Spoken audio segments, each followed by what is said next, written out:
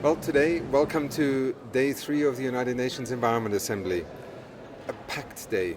Not only the Committee of the Whole working full steam ahead on the many different resolutions in the 3 drafting groups, but also the symposia today taking center stage.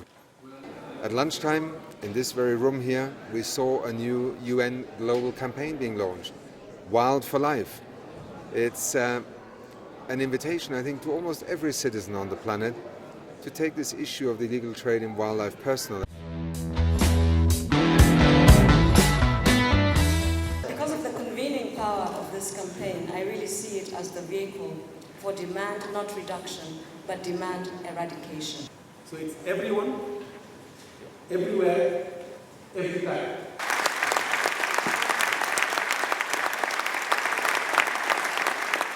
Today we also talked about gender issues, self-evident in one sense, but often forgotten, not addressed explicitly. UNEP, together with UN Women and other partners, has just prepared a global gender outlook report, trying to not just describe the problem, but rather to bring an understanding of how is it being solved, how are we actually making gender less of a problem and more of an opportunity. My name is Simone Ellis Oluoch-Olunya, Deputy Regional Director for UN Women in the Eastern Southern Africa Regional Office.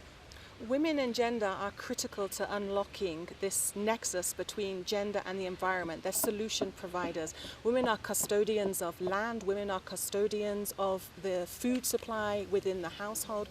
Women have the solutions and the answers to many of our problems. I think there have been great efforts to ensure that there are sessions to address this issue. The key critical thing is that when the decisions are made, will gender be part of that discourse? And I hope so, because that is important.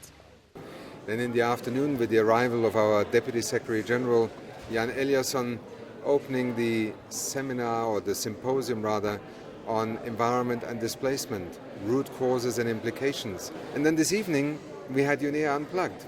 5 remarkable leaders from India, from Iran, from Kiribati, from Nigeria, and also from the United States and the International Organization on Migration, talking about what is actually happening in our world and how prepared are we to really begin to challenge some of the things that are going wrong. Tomorrow is the beginning of the high-level segment. 120 plus ministers, another 50 heads of delegations will fill this hall in the high-level segment that looks at the link between the environment and the 2030 agenda and the Sustainable Development Goals, and then we'll home in on this connection between environmental health and healthy people.